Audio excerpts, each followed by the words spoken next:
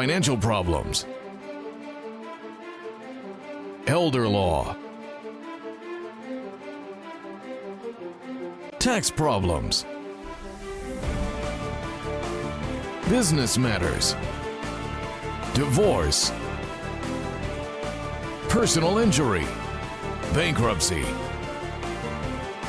your life, your reality. Life is complicated. There is the law and there is reality. Welcome to Law and Reality, sponsored by Thav Gross. Now here's your host, Ken Gross.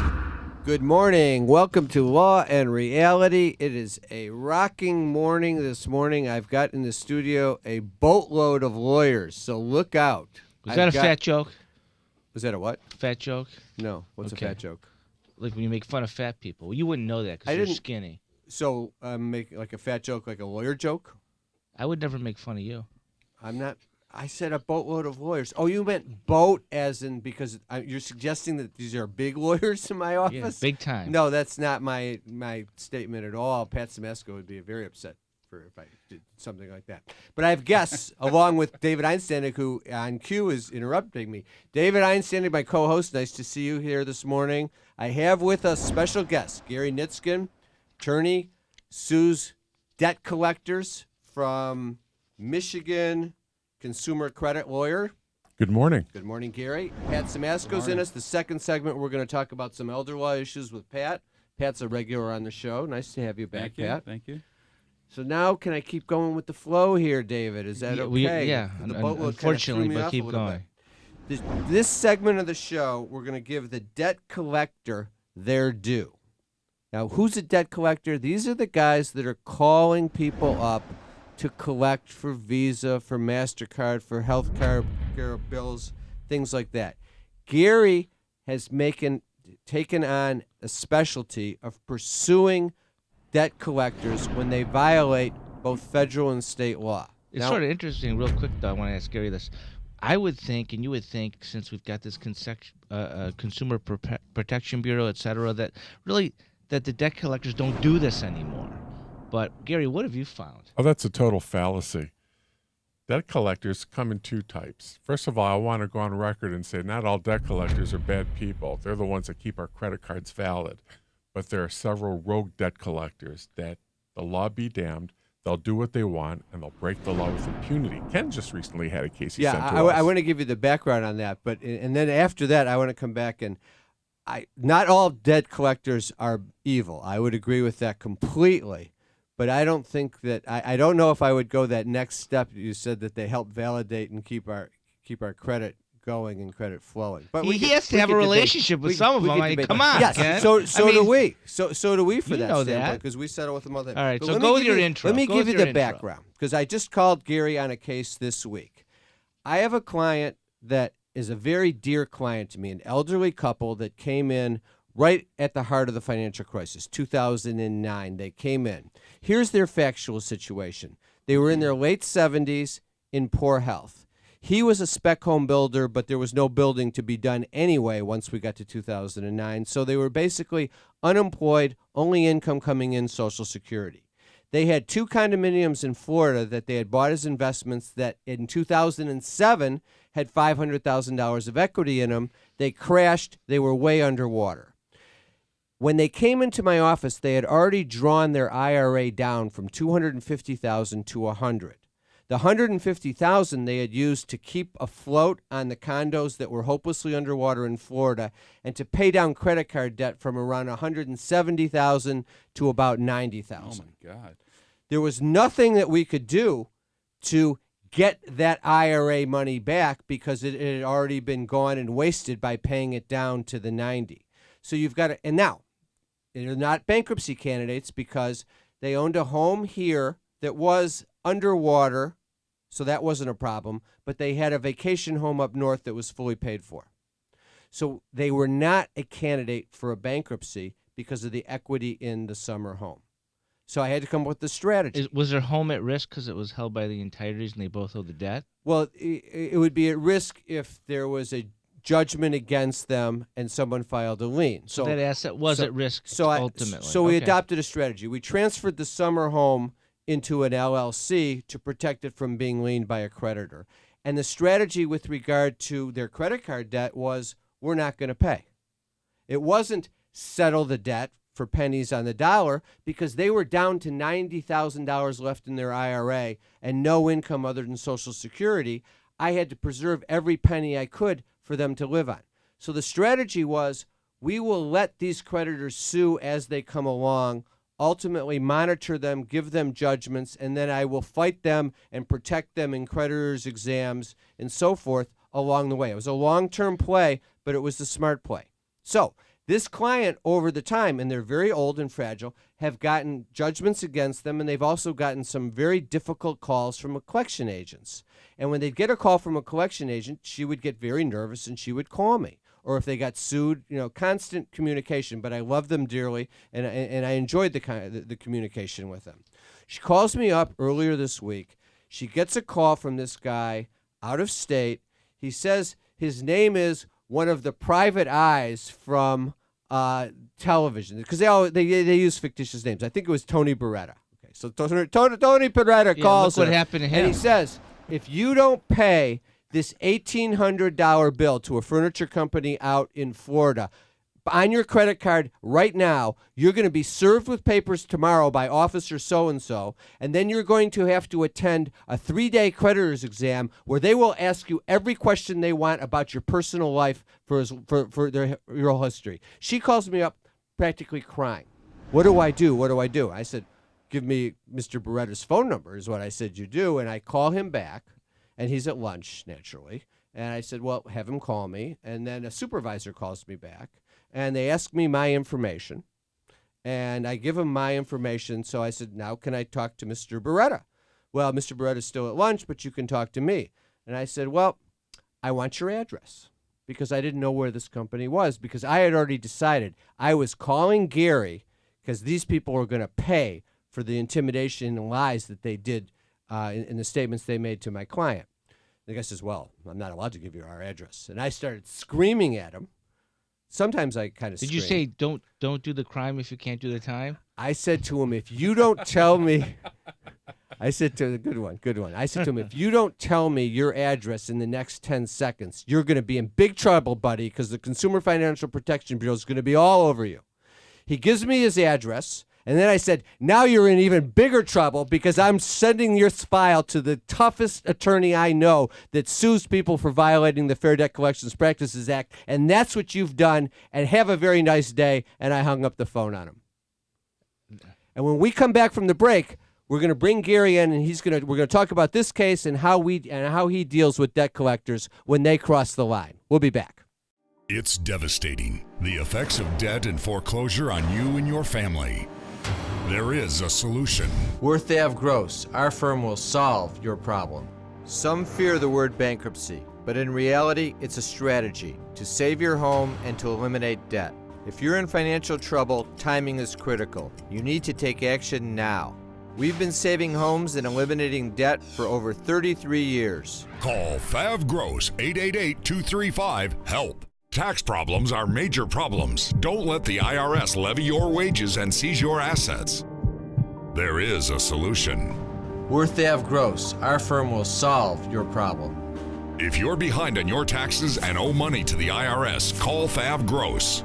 We've been solving tax problems for 32 years. We stop wage levies, resolve unfiled returns, and obtain the best possible settlements. Call Fav Gross today, 888-235-HELP. A lifetime of hard work. If you're approaching retirement and don't have the right plan in place, you can lose your home, your investments, and your savings. And you didn't come this far to lose everything. Putting a solid strategy in place with Simasco Law legally protects your assets as well as your wishes. Since a will doesn't cover you medically or financially, Simasco Law goes beyond ordinary asset management protection to safeguard everything you have. How much can you afford to lose? Call Simasco Law today. Carrying too much debt? Resolve your debt. Call Fav Gross. You don't need to be broke, and you don't need to hit rock bottom. If you have income and you're struggling with debt, dump it. Think about the next 10 or 20 years. If you do what the banks tell you, you'll have nothing to retire with. There is a solution. Don't waste your future. Call Fab Gross. We're experts at eliminating credit card debt. 888-235-HELP. That's 888-235-HELP. Welcome back. All right, so I set the stage. The goal of the segment was not for Ken Gross to talk the whole time and to have Gary Nitskin sit here and watch the What whole changed event. since last shows? Nothing. Every once in a while, it's Absolutely time to nothing. It's time to change things up now that we're Ken's coming a little to the rigid. end, You ever end days seen of Rain summer. Man? What time's Wapner? Well, how come you always say Rain Man? So maybe you're the rigid one. Anyway, back to Gary. No. So here's the story. So this debt collector, Tony Beretta, did he violate the law, or was I wrong in going after him like that? Is he allowed? Are they allowed to call up and basically lie? They're not allowed to lie. There's a law out there, the Fair Debt Collection Practices Act, and it's a beautiful statute. It's pro-consumer. You're allowed to say whatever you want as a consumer, or even the consumer's attorney to the debt collector. You can say things about their mother. You can say things about their family. You can call them every name in the book, and you will not have violated the statute. If the debt collector replies in kind, even says one word that's out of school, they violated the law. Oh, so you could bait them. You can bait them. In fact, I Hey, frequently can I bait encourage- them as the Well, wait, lawyer? hold on. How do you prove it? I mean, should you be taping it? What do you do? I mean, how do you protect yourself as a consumer? Because they're going to say, oh, they lost that recording or whatnot. So what do you suggest? Well, you write down, you keep a log. That's one thing you can do, is keep a log of the calls and make notes. But today, a lot of these calls come over cell phones, and the phones keep logs automatically. In fact, So you know that the call came in. you know that the call came in. You can prove the call came in, and there are apps out there that actually trap the numbers of the debt collectors that are calling you. Now, since you're a participant to the conversation, I would imagine if you wanted to, you could record it as long as you're a participant consistent with the wiretapping rules. Here in Michigan. Okay. In some other states, you can't do that. So if you're sitting in Michigan, and they're calling, You can push the record you button. can record. Yes. And you'd be protected under the federal or the state wiretapping statutes. That's true, but as a practical matter, you don't even need to go that far. All you need to do is just allege that the debt collector made these threats against you. Like in this example that I called you on, when my client called me, I had her write down exactly what he said so that she could bring it into Gary, and also I put it into an email immediately and created a record of it. And I actually called them back and I said, I'm sure they won't, but I said, I want you to put this into your file right now. My client says your collection representative called and said the following words: you will be sued tomorrow unless you pay, and you will have to attend and submit to a 3-day creditor's exam where they will ask you every question, anything that they wanted to do. And you must pay tomorrow. And he says, and he said, oh, yes, we will put it in the record. Now, I didn't exactly think that he would, because he wasn't particularly happy with me when I started screaming at him to get the address. Are these big companies like there's 100 people in a boiler room, or is it just in a basement somewhere? Or Well, that's a good question. Let me give you. Consumer Financial Protection Bureau had a report March of 2015 on the act and on debt collectors. This is a $13 billion industry. It employs 140,000 people nationwide. There's 6,000 firms. 35% of adults have at least an account in collection of some type. That's 77 million of 220 adult Americans. Debts range from $25 to $125,000. The average debt is $5,178. And in 2014, the Consumer Financial Protection Bureau took in 83,000 complaints. But So this is a big market. To Pat's question, though, do you find that that it's like bigger companies that they're sort of drinking the Kool-Aid with these debt collectors and they're all together, or they sort of give them the rogue ability to call from their basements? Do you have any idea? There's two kinds of debt collectors out there, debt collection firms. There's the legitimate ones, and there are the non-legitimate ones. The legitimate ones, unfortunately, for as big as they are, will every so often hire a cowboy, hire someone that goes rogue. They're paid on a contingency basis. Essentially, they're like us. They eat what they kill. And if they don't kill, they don't eat. And they will go outside the bounds of the law to beat up people and to get that money in the door. So you have the rogue guy in the legitimate collection firm, and then you have the other collection firms that are the illegitimate collection firms? There's a pile of them. And let's go back to that CFPB, those statistics that you mentioned. I want you to know that of those numbers, essentially only 10% of people who are harassed by debt collectors actually report the harassment. So your numbers are about 90% lower than what they really are. Yeah, I would believe that for sure. I would even think it's less than 10% that we report. And don't you think a large reason for the non-reporting is they don't even know that it's a violation? Not only do they may not know that it's a violation, but they're humiliated. They're embarrassed that they owe a debt. It has such a stigma to it, and it really shouldn't, because as Ken pointed out, a lot of people have debts that are behind. The economy beat the heck out of everyone the last several years. We see it a lot in the elder law when dad dies and he's got a credit card in his name, and then they go after mom to get her to sign up for it and pay it, and if you don't, right, they'll say, did you use the credit card? Yeah. And even though the credit agreement, doesn't say anything They're not about use, responsible. you used it, you owe it, you must Yeah. pay it. And especially if you're elderly, you don't want to fight. I love to intervene. Pat, you bring me in on those all the time now. When we have a game plan together on those. That if they're in Dad's name, and Dad's dead, Go ask Dad. and there are no assets left in Dad's estate, there's nothing to do. This is a good time to talk about two kinds of credit cards. One in which the husband and wife are both co-signers, and the second type in which the spouse is merely an authorized user. You got it, Ken. Yeah, We had one, I just have to throw in, I just wrote an article for Art Magazine about this. Dad died, and the wife found that he had an $80,000 credit card because he had a girlfriend on the side. Aye. So it went through probate, and they filed a lien for the $80,000. So the girlfriend got all the good stuff. She got the gold mine, and the wife got the shaft because she had Right. Dad charged all the gold onto all the rings and jewelry on the card, and Mom's paying, and Dad dies. Mad. Oh, What my about God. if you have... Well, one thing, she can't kill him. She can't. Right, She Gary- dug him up.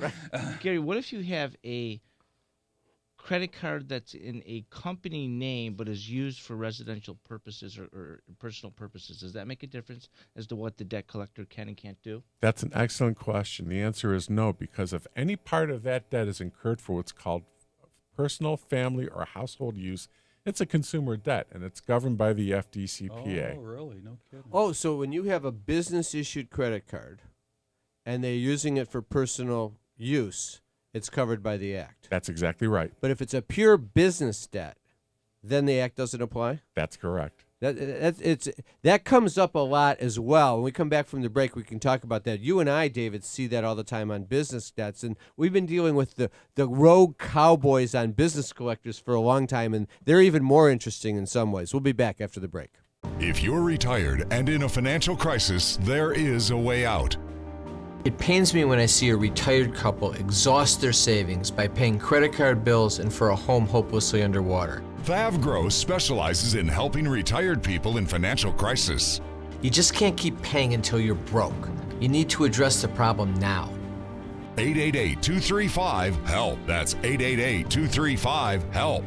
We're Thav Gross. Our firm will solve your problem. Is the debt piling up? Struggling to get by? It's all about preserving future income. Bankruptcy is one option. When it's right, it's the least costly, most effective way to save your home, eliminate a second mortgage, and wipe out credit card debt. But you need to address the problem now. We help people with bankruptcy. Call the experts. We're Thav Gross. Our firm will solve your problem. 888-235-HELP. That's 888-235-HELP. A lifetime of hard work. If you don't have the right plan in place, you can lose your home, your savings, and more. And you didn't come this far to lose everything. Samasco Law wants you to know that laws are changing. Today, the average cost of nursing home care is $85,000 a year. With proper planning, we can help protect your life savings and get you the Medicaid and nursing home benefits you deserve. How much can you afford to lose? Call Samasco Law today. Tax problems are major problems. Don't let the IRS levy your wages and seize your assets. There is a solution. We're Thav Gross. Our firm will solve your problem. If you're behind on your taxes and owe money to the IRS, call Thav Gross. We've been solving tax problems for 32 years. We stop wage levies, resolve unfiled returns, and obtain the best possible settlements. Call Thav Gross today, 888-235-HELP. A lifetime of hard work. If you're approaching retirement and don't have the right plan in place, you can lose your home, your investments, and your savings. And you didn't come this far to lose everything. Putting a solid strategy in place with Samasco Law legally protects your assets as well as your wishes. Since a will doesn't cover you medically or financially, Samasco Law goes beyond ordinary asset management protection to safeguard everything you have. How much can you afford to lose? Call Samasco Law today. It's devastating, the effects of debt and foreclosure on you and your family. There is a solution. We're Thav Gross. Our firm will solve your problem. Some fear the word bankruptcy, but in reality, it's a strategy to save your home and to eliminate debt. If you're in financial trouble, timing is critical. You need to take action now. We've been saving homes and eliminating debt for over 33 years. Call Thav Gross, 888-235-HELP. All right, welcome back. Let me do some quick announcements. So we're going to go back to Gary Nitskin, and we're going to talk about what the remedies are when someone violates the Fair Debt Collections Practices Act or when a collector is abusive. Our office in Flint is up and running. Let your friends know if you have a legal problem. Thav Gross is out there in Flint, available to meet you there. 888-235-HELP is the number there, as well as in Bingham Farms. Don't forget to watch the TV version of Law and Reality. That's every Sunday morning on TV 20 at 11 o'clock a.m. We have two upcoming seminars. On Wednesday, September 30th, it's easier to shed debt than to shovel snow. And we're going to cover in that seminar all the strategies we have to preserve future income. It's not about getting out of debt as it is about preserving future income. Think about GM and Chrysler.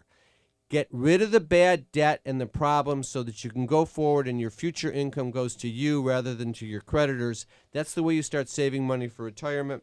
That's the subject. It's Wednesday, September 30th at our office in Bingham Farms from 7 to 8:30. You get a free copy of my book, Dump Your Debt. Sign up for that at our website, lawandreality.com, or call 888-235-HELP. And then on Wednesday, October 14th from 6:30 to 8 p.m., back by popular demand, Pat and I are going to redo the Crossing 60, the important decisions you need to make. I'll be presenting at that seminar with either Pat or Jim Samasco, Pat's brother. We're going to talk about Social Security. Do you take the money at 62, 66, or 70? What if you're widowed? What if you're divorced? How do those rules work? We get a ton of questions on Social Security. Estate planning for yourself in terms of if you're going to leave your assets to your children, you have to make sure you're protecting your children against their spouse who could ultimately divorce them, and also you have to protect your children against their creditors. And then we go upstage and say, if you're in your 60s and your parents are still living, how do you deal with their Medicaid issues and their nursing home issues if that problem comes to pass? And we're going to actually talk about that with Pat in the next segment. But that seminar is on Wednesday, October 14th from 6:30 to 8 p.m.